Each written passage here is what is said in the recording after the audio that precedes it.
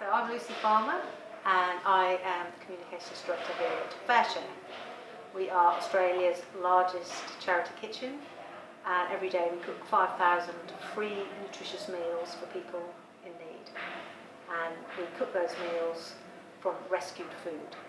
So we collect all the surplus food from supermarkets, from food manufacturers, in some cases farmers, and food donors, and we create beautiful, balanced, nutritious meals for people who are struggling to afford food.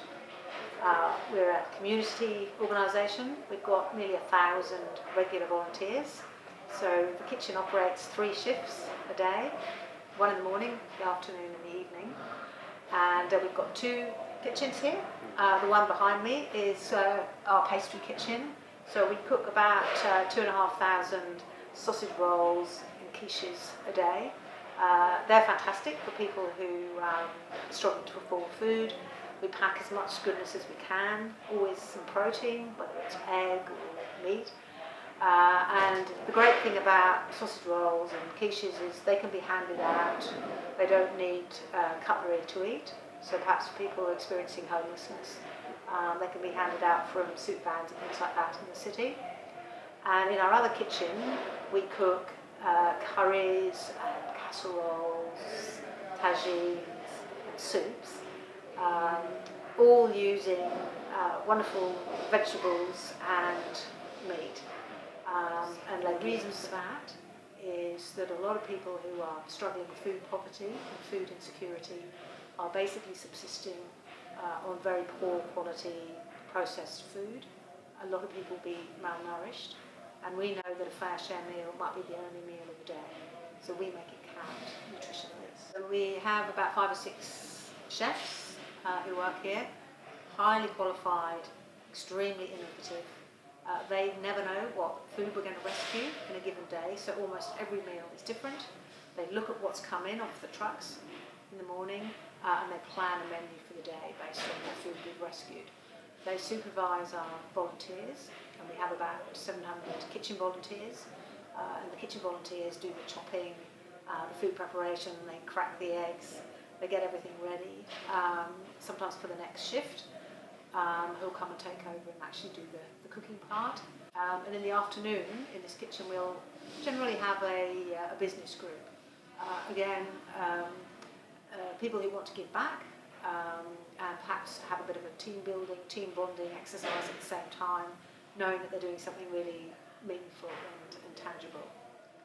And one of the challenges we have is rescuing enough vegetables.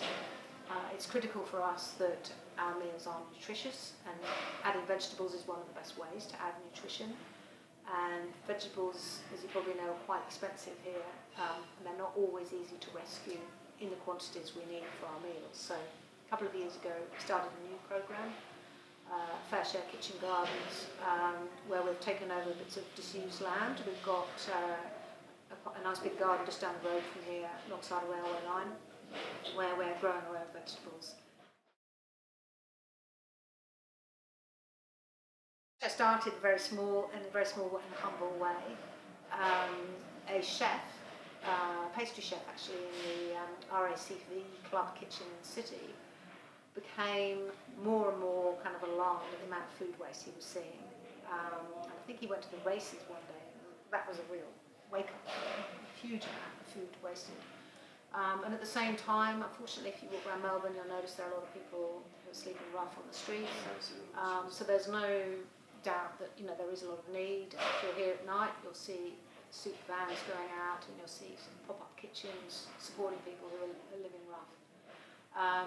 And it just seemed crazy to see all this good food going to waste while there was a need right on the doorstep. So very slowly, he started, got a few friends together, and they started baking a few pies when the kitchen wasn't being used for the weekend, essentially using sort of the roast meats and vegetables that were just going to be thrown out, wrapping them in pastry, so you just had a complete meal. And that's how it started. And then, we combined with another organisation that was doing something similar. And about a big sort of milestone was getting our own kitchen. We started off in borrowed kitchens, and our first kitchen was only about 100 metres from where we are now. Was it built, or did you rent? Well, it was converted, as was this building, and we thought that would be sufficient, but within about 5 years we'd outgrown it. We moved here with the aim of cooking 1 million meals a year, and we achieved that about 3 years ago. And so it started off just as an individual and a group of friends, and it snowballed into something really meaningful. And once we've got the Brisbane kitchen going, we'll be eventually providing free meals all along the eastern coast.